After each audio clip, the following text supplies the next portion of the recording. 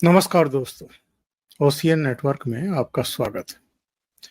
आप जानते हैं कि लोकसभा चुनाव अंतिम दौर में पहुंच चुके हैं। 1 जून को 7वें और अंतिम चरण का मतदान है। उसी दिन एग्जिट पोल आने हैं अलग-अलग मीडिया हाउसेस के और सर्वे एजेंसियों के। उसी दिन पता चल जाएगा कि अगले 5 साल के लिए देश की कमान किसके हाथों में रहने वाली है। वैसे तो हमें, आपको और देश को भी पता है, पर कुछ लोग भ्रम फैलाए हुए हैं और ये कोई पहली बार नहीं है। 2014 में, 2017 में जब उत्तर प्रदेश के चुनाव हुए थे, 2019 लोकसभा चुनाव में भी, 2022 उत्तर प्रदेश के फिर से विधानसभा चुनाव में भी इसी तरह की बातें की गई थी। योगी हार रहे हैं, मोदी हार रहे हैं। लेकिन जनादेश ने बताया कि ये लोग सिर्फ और सिर्फ भ्रम पैदा करते हैं, अपने वोटर्स में भी, कार्यकर्ताओं में भी, नेताओं में भी, देश के भीतर भी और देश के बाहर भी। इसके पीछे इनके कुछ निजी हित हैं। वो कारपोरेट जगत से और दूसरे जो भारत विरोधी तत्व हैं, उनसे पैसा ऐंठने की भी एक साजिश हो सकती है, प्लानिंग हो सकती है, कोई दूसरे कारण भी हो सकते हैं। लेकिन आज हम बात इस मुद्दे पर करेंगे। ये तो हमें पता है, देश को पता है, आपको पता है कि नरेंद्र मोदी ही निरंतरता में तीसरी बार प्रधानमंत्री पद की शपथ लेने जा रहे हैं। सिर्फ काउंटिंग की एक मोहर लगनी है जो 4 जून को लग जाएगी। लेकिन जिस तरह के इधर तेवर हम नरेंद्र मोदी के देख रहे हैं, उससे आपको क्या लगता है? वो इस बार जो उनका पार्ट 1 और पार्ट 2 था, उसी लीक पर चलेंगे या ऐसे लोगों को सबक भी सिखाएंगे जो निरंतर पार्लियामेंट को चलने नहीं दे रहे हैं, देश का विकास का पहिया बाधित करने के लिए, रोकने के लिए हर तरह के प्रपंच रचते रहे हैं, बहुत गंदी भाषा का इस्तेमाल करते रहे हैं, निवेशकों को भी एक तरीके से भड़काते रहे हैं, एक अजीबोगरीब सा वातावरण देश के भीतर पैदा करने की कोशिश करते हैं ताकि विदेशी निवेशक जो हैं वो यहाँ पूंजी निवेश से पहले 10 बार सोचें। तो क्या शिकंजा कसा जाएगा ऐसे लोगों पर? लेकिन एक और सूचना इधर है, वो ये है कि 1 जून को मल्लिकार्जुन खड़गे ने इंडी अलायंस के घटक दलों की बैठक बुला ली है। एक वीडियो इधर वायरल हो रहा है, उस पर भी हम चर्चा करेंगे। और ऐसा लगता है कि जब रिजल्ट आ जाएंगे तो उसके बाद ये इंडी अलायंस के घटक दल, मोदी विरोधी, इस बार चुप करके नहीं बैठेंगे। ये सुप्रीम कोर्ट में जनादेश को चैलेंज भी करेंगे। ये देश के अलग अलग हिस्सों में कुछ कारस्तानी भी कराने की कोशिश करेंगे, जिसके संकेत राहुल गांधी भी ये कहकर के दे चुके हैं कि अगर इस बार गड़बड़ियां की गई तो देश में क्रांति देखने को मिलेगी। तो इस पर जरा चर्चा करेंगे और मेरे साथ जुड़ रहे हैं लखनऊ से बहुत ही वरिष्ठ और अनुभवी पत्रकार वीरेंद्र नाथ भट्ट। वीरेंद्र, बहुत स्वागत है आपका। वीरेंद्र जी, पहले एक वीडियो सुनते हैं। ये नीलू व्यास करके हैं, पहले मेन स्ट्रीम चैनल थी और आजकल अजीत अंजुम के चैनल में काम करती हैं। जरा ये बैठी हुई हैं, एक पारा कला प्रभाकर हैं। इनका परिचय ये कहकर के दिया जाता है कि ये भारत की वित्त मंत्री निर्मला सीतारमण के पति हैं, लेकिन हम सब जानते हैं कि दोनों पति पत्नी के बीच में कोई संवाद तक नहीं है, आपस में बातें तक नहीं होती हैं और ये मोदी सरकार को इधर उधर जाकर के बदनाम करते रहते हैं। कोई किताब भी इन्होंने लिखी थी। उनसे बातचीत करते हुए ये नीलू व्यास क्या कह रही हैं, जरा ये वीडियो इनका वायरल है, हम सुन लेते हैं, ऑडियो सुन लेते हैं। तो मैं आपको बता दूं कि एक बड़े जन आंदोलन की भी तैयारी की जा रही है। जन आंदोलन उस संभावना में होगा। अगर मान लीजिए कि वोटों की चोरी पकड़ी जाती है तो फिर इसको लेकर कैसे बड़ा जन आंदोलन किया जाएगा। बहुत सारे एक्टिविस्ट ने मुझे ये भी बताया कि इसको लेकर हम और भी जाएंगे, हो सकता है चुनाव रद्द हो जाए। ये सब अभी सारी पॉसिबिलिटीज। लेकिन आज जहां पर मैं हूँ, ये जगह जवाहर भवन है और यहाँ पर इन्हीं सब चीजों को लेकर एक बड़ा मंथन चल रहा है। इससे पहले इसी तरीके का एक आयोजन बैंगलोर में हुआ था। ये कह रही हैं कि साहब एक जन आंदोलन शुरू किया जाएगा अगर आंकड़ों में गड़बड़ी हुई, यानी ईवीएम को फिर से ये लोग जो हैं ये उठाएंगे। कपिल सिब्बल वगैरह उसके लिए प्रेस कॉन्फ्रेंस भी कर चुके हैं और बला बला बला बला, यानी पर्दे के पीछे से कुछ तैयारियां चल रही हैं और ये गिरोह के जितने सदस्य हैं इनको भी इसकी जानकारी है और मूर्खता में इन्होंने इसे उजागर कर दिया, जो नतीजे आने के बाद उनकी प्लानिंग है। आप इस घटनाक्रम को कैसे देखते हैं और मोदी सरकार ऐसे लोगों से किस तरीके से निपटेगी? देखिए, जो दिल्ली का जो जो प्राइम मिनिस्टर ने बहुत उसको जन सामान्य की भाषा में बहुत सुलभ नाम दिया है, टुकड़े टुकड़े गैंग, खान मार्केट गैंग या अर्बन नक्सल। तो पिछले 10 साल से ये लोग बहुत पीड़ा में हैं और आजादी के बाद से लेकर के ये जो वामपंथी बुद्धिजीवी जो इनका एनजीओ का जो नेटवर्क था और विदेशों से इनको अथाह पैसा मिलता था, उसके जरिए पूरे भारत के एकेडमिक तंत्र पर, पूरे मीडिया पर और पॉलिटिकल पार्टियों में इनकी पे इनका कंट्रोल था और पॉलिटिकल पार्टीज में, ब्यूरोक्रेसी में इनकी गहरी घुसपैठ थी। नरेंद्र मोदी सरकार ने उसको बहुत सख्ती से खत्म किया है और सरकार अब नियम कायदे कानून के तहत चल रही है। ये इनको मालूम है कि जब 2014 में मोदी आया कि उनको लगा चलो भाई ये तो एक बार आ गया, ये तो जो है कुछ ऐसी है, एक तुक्का लग गया तो इन्होंने कहा 5 साल बर्दाश्त कर लेते हैं। फिर 19 में फिर मोदी आ गए, तब इन्होंने लगा कि मामला गंभीर हो गया और अब जो है तीसरी बार मोदी जी आ रहे हैं, तब इनके सामने अस्तित्व का संकट है। इनको मालूम है अब जो है हमारा तंबू बिल्कुल ही उखड़ जाएगा। तो हर संभव तरीके से अफवाहें फैलाई जा रही हैं और एक जो है समाज में एक सिनिकल या अस्थिरता का, अफवाहों का माहौल गर्म किया जा रहा है। चुनाव के पहले फेज से ही लगातार कहा जा रहा है कभी ये इस जाति के लोग नाराज हैं, कभी उस जाति के लोग नाराज हैं और तीसरा फेज आते आते अफवाहों का दौर इतना प्रबल हो गया, खासकर उत्तर प्रदेश में, कि मोदी हार रहे हैं। तो इनको ये स्पष्ट मालूम था कि हम मोदी के वोटर को कन्विंस तो नहीं कर सकते, तो हम उसे कंफ्यूज करें, ये इस पे इन्होंने काम किया है। और ये भी एक आशंका व्यक्त की जा रही है कि 1 जून को पोलिंग समाप्त होने के बाद 2 जून को ये राष्ट्रव्यापी प्रदर्शन करेंगे और ये जो है कुछ अस्थिरता पैदा करने का प्रयास करेंगे। अभी पिछले रविवार को मुख्य चुनाव आयुक्त राजीव कुमार का बयान आया है अखबारों में।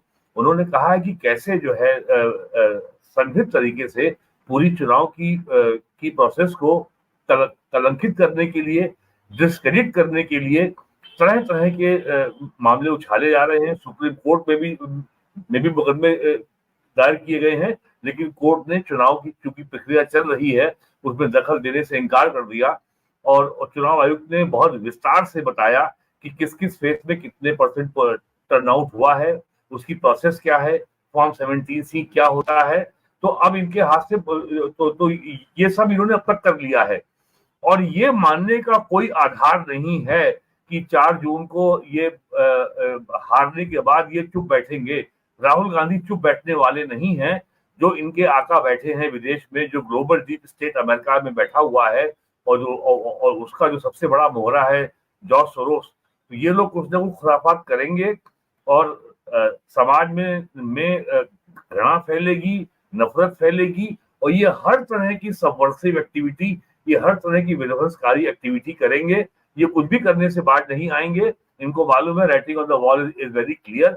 और जिस तरीके से नरेंद्र मोदी के बयान का राहुल गांधी ने बहुत ही भद्दी भाषा में कल मजाक उड़ाया है कि ये कौन से परमात्मा के भेजे हुए हैं जो खाली अडानी अंबानी के लिए काम करते हैं। प्राइम मिनिस्टर ने जो ये बयान दिया था वो केवल वही आदमी समझ सकता है जो आध्यात्म के बारे में बहुत प्राथमिक जानकारी भी रखता होगा। तो वो समझ जाएगा कि प्रधानमंत्री ने किस संदर्भ में क्या कहा है, कि उनके पास कौन सी ऊर्जा है और उनका परमात्मा से उनका कैसा रिश्ता है और कैसे उनसे वो काम कराता है। उन्होंने कहा वो तो एक निमित्त मात्र हैं, ये भी उन्होंने कहा है। ये नहीं कहा कि मैं परमात्मा हूँ और या मुझे परमात्मा ने भेजा है। राहुल गांधी ने उसका बिल्कुल बाइबल के संदर्भों में उसका जो है इंटरप्रिटेशन किया है कि वो सन ऑफ द गॉड हैं और जीसस क्राइस्ट, ऐसा कुछ नहीं कहा प्राइम मिनिस्टर ने। तो खैर राहुल गांधी का क्या मतलब है भारत से, उनका तो ज्ञान सारा बाइबल से निकलता है। तो स्थितियां ये हैं और ये मान के चलिए कि आने वाले दिनों में भारत में कटुता की राजनीति और तेज होने वाली है। ये नित नए ये रोज जो है हथकंडे अपनाने वाले हैं और सरकार को ये लगातार परेशान करने वाले हैं। आपको ध्यान होगा जब नरेंद्र मोदी का पहला कार्यकाल था और जब मेक इन इंडिया की स्कीम अनाउंस हुई थी, उसमें उसका प्रतीक चिन्ह एक शेर था और राहुल गांधी ने अगले ही महीने कहना शुरू कर दिया, बताओ कोई निवेश आया, ये शेर है कि बिल्ली है, तो सो रहा है। तो अब उनको ये मालूम है कि यदि सरकार के कोई कार्यक्रम सफल होते हैं, अगर निवेश आएगा, अर्थव्यवस्था आगे बढ़ेगी, लोगों को रोजगार मिलेगा, तो सरकार की लोकप्रियता बढ़ेगी, सरकार का ग्राउंड मजबूत होगा, तो इसको होने ही ना दो। तो कैसे सरकार के हर कार्यक्रम में आप बाधा डालो, कैसे सरकार को डिस्क्रेडिट करो, कैसे सरकार की विश्वसनीयता को और खंडित करो, कम करो कि सरकार कुछ नहीं कर रहा है, कर रही है, और देश में अस्थिरता का माहौल बनाओ। और सबसे बड़ी चीज ये है कि ये प्राइम मिनिस्टर ने अपने इंटरव्यू में कहा है कि जब 2014 में वो सत्ता में आए थे तो भारत के स्टॉक एक्सचेंज का सेंसेक्स 25,000 था, आज वो 75,000 के ऊपर पहुंच गया है। और बॉम्बे स्टॉक एक्सचेंज में लिस्टेड कंपनियों का मार्केट कैपिटलाइजेशन आज $5 ट्रिलियन है, जबकि भारत का जीडीपी केवल 4 ट्रिलियन है। तो ये सारे बताती है कि ये बहुत ही ये ठोस आंकड़े हैं अर्थव्यवस्था के, जो सरकार नियंत्रित नहीं कर सकती, जो सरकार मैनिपुलेट नहीं कर सकती। यहाँ पे 30 करोड़ जो रिटेल इन्वेस्टर है, ये उसका पैसा लगा हुआ है और ये उसका सेंटिमेंट बोल रहा है, जिसके चलते सेंसेक्स जो है 75,000 क्रॉस कर गया है। और 4 जून को जैसे ही खबर ये आएगी, भारतीय जनता पार्टी अपने बल पर सरकार बनाने जा रही है। और भारतीय जनता पार्टी और उसके सहयोगी दलों की संख्या 400 या 400 के पार जा रही है। सेंसेक्स जो है आसमान फाड़ के आगे जाएगा। तो इनको ये बड़ी चिंता है कि आने वाले दिनों में इनका भविष्य पूर्णतः अंधकारमय है। और एक बात और साफ होकर उभरने वाली है इस चुनाव में कि भारतीय जनता पार्टी का अब आने वाले दिनों में जो मुकाबला है, जो प्रतिस्पर्धा है, वो कांग्रेस से नहीं होगी, वो प्रतिस्पर्धा अब रीजनल पार्टी से होगी। जैसे कि तमिलनाडु में डीएमके या बीआरएस है तेलंगाना में, या ममता बनर्जी है बंगाल में, ये सब होगी। अब कांग्रेस जो है राष्ट्रीय स्तर पर बीजेपी को चुनौती देने की स्थिति में नहीं रहेगी। और जो आपने वीडियो सुनाया, पराकाला प्रभाकर ये देश की वित्त मंत्री के पति हैं और ये तो इससे भी ज्यादा गैर जिम्मेदार बातें कर चुके हैं।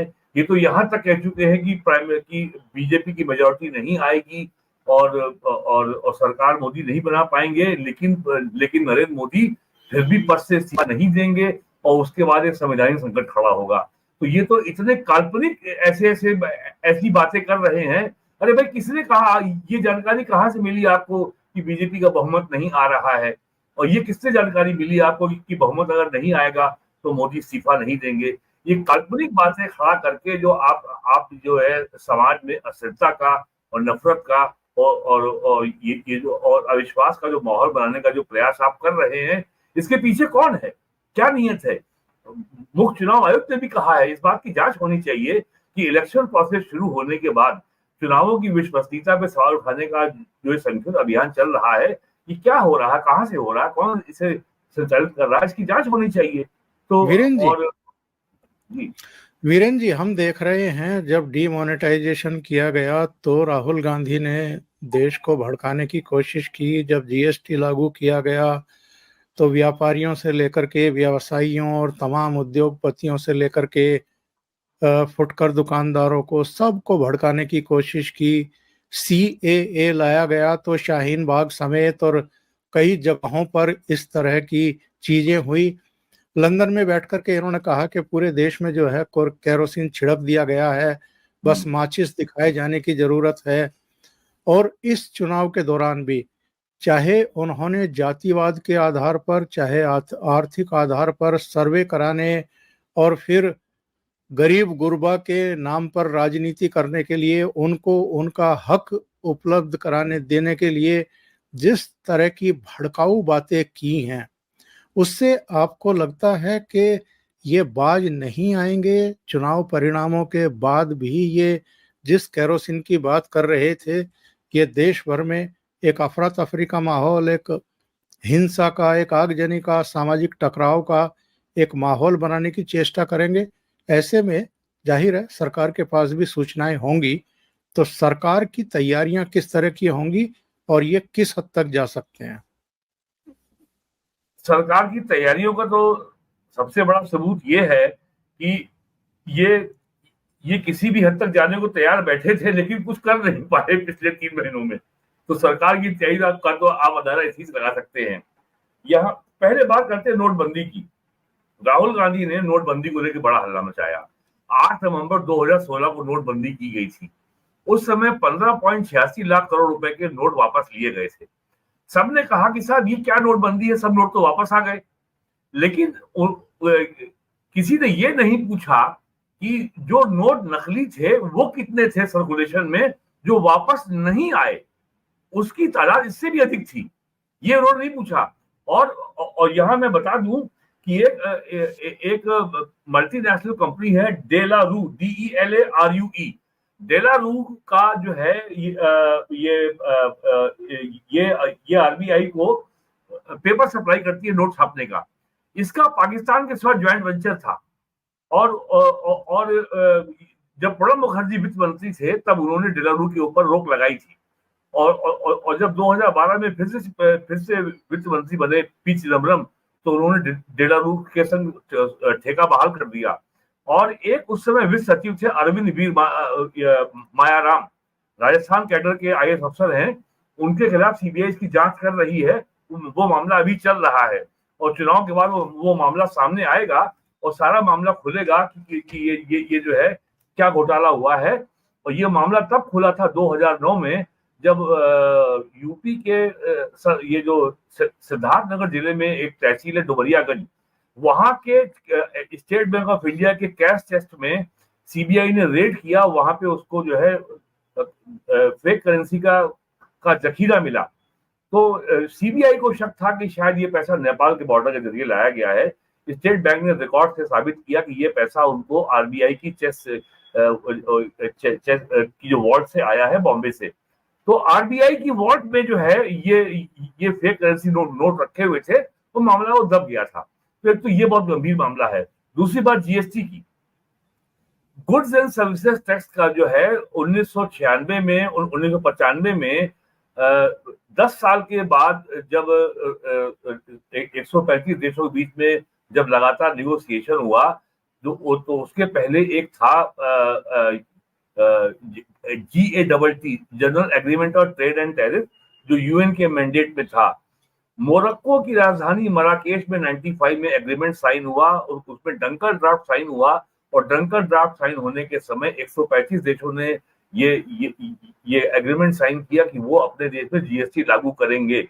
अटल जी के समय 2003 में ये ड्राफ्ट बन गया था और 2004 में उनकी सरकार चली गई, तो ये बिल पेश नहीं हो पाया पार्लियामेंट में।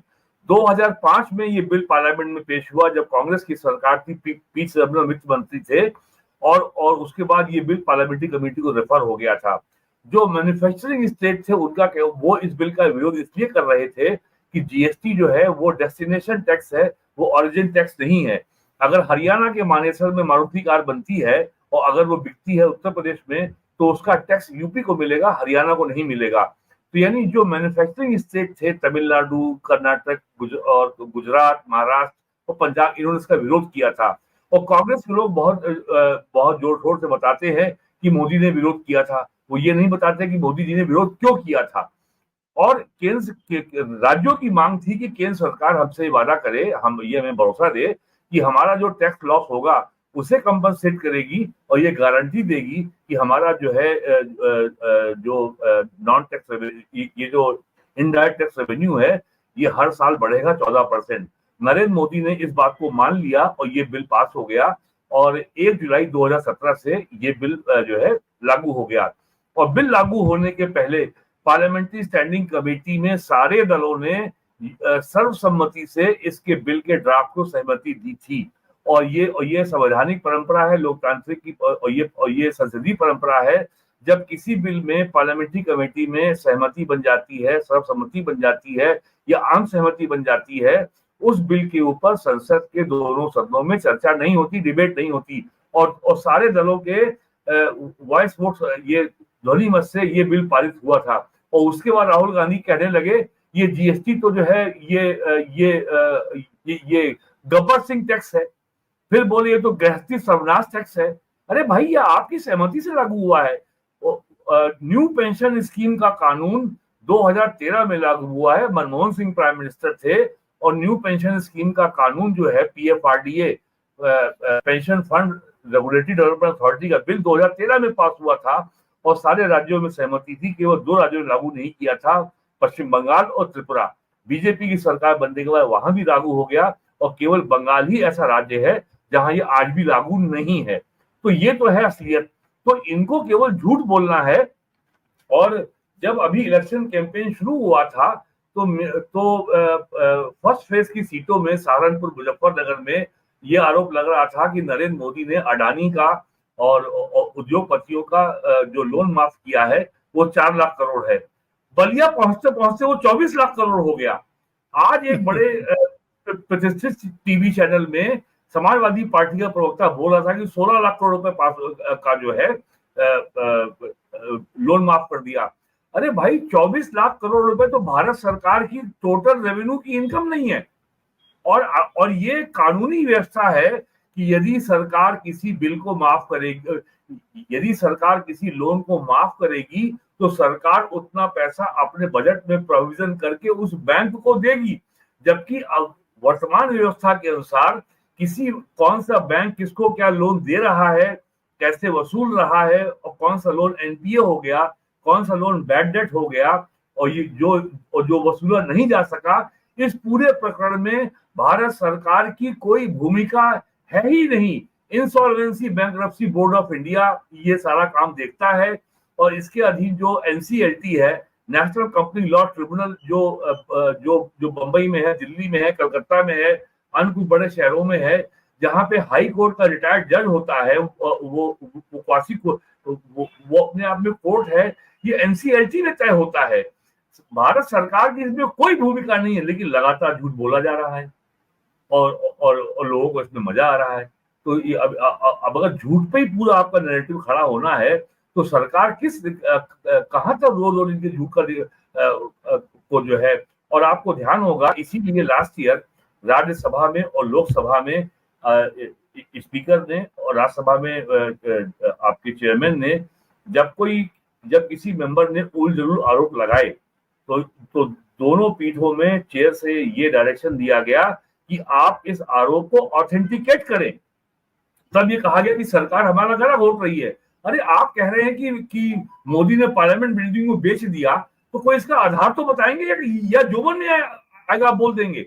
तो इसको लेकर के सबसे कड़ी आपत्ति आम आदमी पार्टी के राज्यसभा मेंबर संजय सिंह की ओर से आई थी। वो उल जरूर आरोप लगा रहे थे अडानी का 20 लाख करोड़ का लोन माफ कर दिया। अरे भाई कोई आधार तो बताइए, कहां से, आपके पास क्या सबूत है आपके पास। और अब तो इकोनॉमी इतनी डिजिटल हो गई है कि आप एक पैसे का इस तरह का ट्रांजैक्शन छुपा ही नहीं सकते। तो ये सारी बातें मैं आपको बता रहा हूँ घटनाक्रम कि इन्हीं चीजों के आधार पर वो आने वाले दिनों में भारत में अस्थिरता का माहौल पैदा करने की भरपूर कोशिश करेंगे और इसकी तैयारी वो लगातार कर रहे हैं पिछले 10 सालों से। और किसी ना किसी काम में ये तरीके से इस पे काम चल रहा है। लेकिन क्योंकि उनके पास जन समर्थन नहीं था और जन समर्थन आज भी नहीं होगा, 4 जून के बाद भी नहीं होगा, फिर भी ये बाज आने वाले नहीं, क्योंकि इनके पास पैसा विदेशों से आ रहा है, ग्लोबल टीवी से इनको पैसा दे रहा है। और राहुल गांधी के जो गुरुजी हैं सैम पेट्रोडा, उन्होंने अभी इस्तीफा दिया है और जहां चुनाव खत्म होगा उनकी फिर से बहाली हो जाएगी। और ये खुराफात चलती रहेगी, ये शांत बैठने वाले लोग नहीं है। मैं अभी एक प्रधानमंत्री का बयान पढ़ रहा था। उन्होंने कहा है कि बड़े मगरमच्छ पकड़े जाने लगे हैं। आईएनएस से उन्होंने बातचीत की है और उन्होंने कहा है कि भारत में पर्यटन का मतलब अब सिर्फ ताजमहल नहीं है, अब गेहूं के एक्सपोर्ट और ब्रेड के इंपोर्ट वाला धंधा भी बंद किया जा चुका है। जो बड़े मगरमच्छ पकड़े जा रहे हैं, ये जो उन्होंने संकेत दिया है, और उन्होंने अपने भाषण में चुनाव प्रचार के दौरान भी लगातार ऐसे लोगों पर बहुत कड़े प्रहार किए हैं। अभी दिल्ली की रैली में उन्होंने कहा था कि शराब घोटाले से लेकर के नेशनल हेराल्ड घोटाला करने वालों से पैसा वसूला जाएगा और इनकी जिंदगी जो है अब जेलों में गुजरेगी। यानी प्रधानमंत्री के बहुत कड़े तेवर हैं और मुझे ऐसा लगता है कि नतीजे आने के बाद, शपथ ग्रहण के बाद, कैबिनेट का गठन होने के बाद वो कुछ बहुत सख्त फैसले करने जा रहे हैं। आप इसे सख्त फैसला क्यों कहते हैं? अगर राहुल गांधी ने और सोनिया गांधी ने मिलकर के अगर 20,000 करोड़ रुपए की संपत्ति नेशनल हेराल्ड की औने पौने दाम में झटक ली है तो ये एक आर्थिक अपराध है। और ये दोनों माँ बेटे ऑलरेडी जो है सेशन कोर्ट से बेल पर हैं। तो और दोनों से ईडी लंबी पूछताछ कर चुकी है। ईडी के पास जो है बहुत ही अकाट्य प्रमाण हैं और ये एक ऐसा मामला है जिसमें आप हेरा फेरी कर ही नहीं सकते। तो अगर इस पे और अगर कानून अपना काम करता है तो इससे अलग से सख्त एक्शन कहने का क्या औचित्य है? वो तो लॉ अपना काम करेगा। और दूसरी बात यह है कि अगर भारत को $5 ट्रिलियन इकोनॉमी बनना है, अगर भारत को विश्व की दूसरी बड़ी अर्थव्यवस्था बनना है, भारत को एक जियो पॉलिटिकल पावर अगर बनना है, भारत को मिलिट्री पावर अगर बनना है, तो भारत को पहले अपना घर दुरुस्त करना होगा। और ये जो लोग यहाँ पे राजा बने घूम रहे हैं, जिनकी कोई जवाबदेही नहीं है और जो दुनिया का जो हर अधिकार को भोगना चाहते हैं लेकिन समस्त जिम्मेदारियों से मुक्त रहना चाहते हैं, यानी राहुल गांधी और सोनिया गांधी और प्रियंका गांधी, तो ऐसे लोगों को जब तक आप कानून के सामने unless you bring these people to justice, जब तक इनको कानून का महत्व, कानून की ताकत का एहसास नहीं कराया जाता, तब तक ये देश ये अपना जो पूरा उसका जो पोटेंशियल है, जो पूरी ताकत है, उसको वो रियलाइज नहीं कर सकता। और जीएसटी और ये इंसॉल्वेंसी बैंक्रप्सी बोर्ड और ये बैंकों में एनपीए की समस्या के समाधान के लिए जितने कड़े फैसले मोदी सरकार ने उठाए हैं, उससे सारा उद्योग जो 420 लोग जो व्यापारी थे, जो लोन लेके गायब हो जाते थे, लोन पे चलता रहता था और लोन का रिन्यूअल होता रहता था और लोन एक्चुअल कभी रिपेमेंट नहीं होता था, उन सबको बहुत परेशानी है। और ये अडानी अंबानी के खिलाफ जो इतना राहुल गांधी बोलते हैं, ये बेमतलब नहीं है। ये बहुत ही संगठित अभियान है कि कैसे भारत के उद्योग को, कैसे भारत की इंडस्ट्री को तबाह करो, कैसे बर्बाद करो। और भारत को नुकसान पहुंचाने का सबसे आसान तरीका है अडानी और अंबानी को नुकसान पहुंचाओ, क्योंकि इन दो बिजनेस हाउसेस की कंपनियां सबसे ज्यादा काम कर रही हैं इंफ्रास्ट्रक्चर में, power generation, power transmission, power distribution, ports और अडानी का ऑयल एंड रिफाइनरी और आपका टेलीकॉम। तो इनको अगर आप जितना नुकसान पहुंचाएंगे उतना भारत को नुकसान पहुंचेगा और प्लस नया निवेश भारत में नहीं आएगा। और आज की तारीख में भारत को अगर 5 ट्रिलियन $10 ट्रिलियन इकोनॉमी बनना है अगले 5, 6, 7 साल में, तो हमको अधिक से अधिक निवेश की आवश्यकता है, हमको विदेशी निवेश की आवश्यकता है। मिनिमम साल में 100 बिलियन, 120 बिलियन, 150 बिलियन, 200 बिलियन देश को चाहिए। इसको रोकने का सबसे आसान तरीका है कि देश में अस्थिरता का माहौल पैदा करो, सरकार की साख में बट्टा लगाओ, सरकार और स्टॉक एक्सचेंज में अस्थिरता फैलाओ ताकि सेंसेक्स गिरे। और अगर जो स्टॉक मार्केट का जो इन्वेस्टर है, अगर उसके इन्वेस्टमेंट पे रिटर्न नहीं आएगा तो समाज में माहौल खराब होगा, लोगों का सरकार के प्रति निष्ठा और विश्वास दिगेगा, लोगों का अपनी देश की अर्थव्यवस्था में विश्वास दिगेगा, माहौल खराब होगा, निवेश नहीं आएगा, अस्थिरता बढ़ेगी, अनएम्प्लॉयमेंट बढ़ेगा। ये चाहते हैं। और इनका सपना क्या है? आपको क्या लगता है 1 जून को जिस दिन अंतिम चरण का मतदान है और एग्जिट पोल आ रहे हैं, उसी दिन मल्लिकार्जुन खड़गे ने इंडिया अलायंस की बैठक क्यों बुलाई है?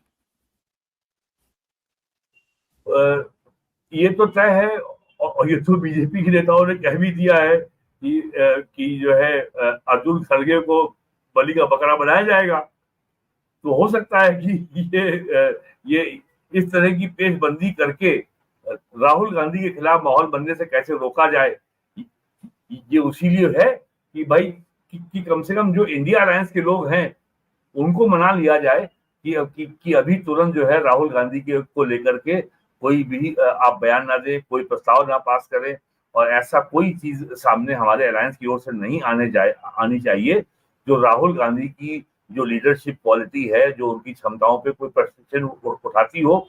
और खड़गे साहब की जिम्मेदारी इसलिए भी बढ़ जाती है कि भाई 2023 में उन्होंने कितने 4,000-5,000 किलोमीटर की यात्रा की है, दो उन्होंने भारत जोड़ो यात्राएं की हैं। अब इतनी यात्राओं के बावजूद भी अगर सीटें कांग्रेस की 40 आ रही हैं तो कुछ तो पेशबंदी करेंगे वो। ये केवल फील्डिंग सजाई जा रही है कि कैसे राहुल गांधी को बचाया जाए। राहुल और कांग्रेस जो है अभी 2 साल पहले वो जो उनके यहाँ जो था G22 से निपट चुकी है, जो उनके और कांग्रेस के नेताओं ने विद्रोह किया, उसके चलते कांग्रेस को चुनाव कराना पड़ा और खड़गे जी अध्यक्ष बने। तो अगर और यही प्रकरण अगर ऐसी स्थितियां दोबारा हो गई तो कांग्रेस के लिए बहुत स्थितियां बहुत कठिन हो जाएंगी कि कैसे राहुल गांधी को बचाया जाए। तो ये सारी पेशबंदी अभी से हो रही है और कांग्रेस चाहे जो कुछ बोल ले, 1 जून को मीटिंग जो उन्होंने कॉल कर ली है वो उन्होंने खुद ही अपना जो है अपना जो गेम प्लान है उसको उन्होंने उजागर कर दिया। या इसमें यह भी हो सकता है कि 4 जून को नतीजे आने के बाद जो कारस्तानी इनके दिमाग में है उसको लेकर के ये अपने सहयोगी दलों का भी मन भांपना चाहते हैं। नहीं, सबको मालूम है कि क्या क्या मन भापना है, इसमें कोई मन भापने जैसी चीज नहीं है। अब जैसे समाजवादी पार्टी है, उसको इलेक्शन के बाद वो ज्यादा जो है कांग्रेस से मतलब नहीं रखेगी और मैं आपको आज बता रहा हूँ कि समाजवादी पार्टी की ओर से कोई जाएगा नहीं उस मीटिंग में। और जो आरजेडी है उसको भी ज्यादा मतलब नहीं है कांग्रेस से, वो बहुत इंटरेस्टेड नहीं, क्योंकि उसको मालूम है कि समाजवादी की बिहार में कांग्रेस उसकी दया पे निर्भर है, उसको बिहार में कांग्रेस की जरूरत नहीं है। कांग्रेस दबाव डाल करके उससे सीटें लेती है विधानसभा में, लोकसभा में, हमें तो उसकी जरूरत कांग्रेस की है नहीं। और केवल जो है चूंकि थोड़ा सा आरजेडी को दिल्ली में सहारा मिल जाता है तो इसलिए वो उससे संबंध रखते हैं। अखिलेश यादव को तो ये भी सहारे की जरूरत नहीं है। तो ऐसा कौन सा बड़ा एलआई बचा अब आप बताइए डीएमके के अलावा, जो कि तमिलनाडु में है। कहने को तो 22 पार्टियां हैं, लेकिन जो नॉन बड़ी पार्टियां तो यही हैं। आम आदमी पार्टी का कांग्रेस से क्या लेना देना, आपको पता ही है। दिल्ली में दोस्ती है, ममता मना कर चुकी, केजरीवाल आज कह चुके कि ना तो लव मैरिज की है कांग्रेस से, ना अरेंज मैरिज की है। हाँ। उद्धव ठाकरे लंदन में बैठे हैं, तो मीटिंग में आएगा कौन? तो और दिल्ली में दोस्ती है, पंजाब में गाली दे रहे हैं आम आदमी पार्टी कांग्रेस एक दूसरे को। तो इंडिया अलायंस वास्तव में है क्या, मुझे बताइए ना। क्या कोई एक मेंबर नागालैंड का होगा, एक मिजोरम का होगा और एक कोई अरुणाचल का होगा? ये है आपका इंडिया अलायंस? कौन है इंडिया अलायंस भाई? यूपी में कहाँ है इंडिया अलायंस का? यूपी में समाजवादी पर एक बचते हैं, महाराष्ट्र में शरद पवार और उद्धव ठाकरे, बस। और वो बताया लंदन में है, तो मीटिंग में आएगा कौन? बहुत बहुत धन्यवाद वीरेन जी जुड़ने के लिए और ओशियन नेटवर्क के लिए इतना समय निकालने के लिए, कई मुद्दों पर चर्चा करने के लिए। Thank you so much. बहुत बहुत धन्यवाद आपका। नमस्कार।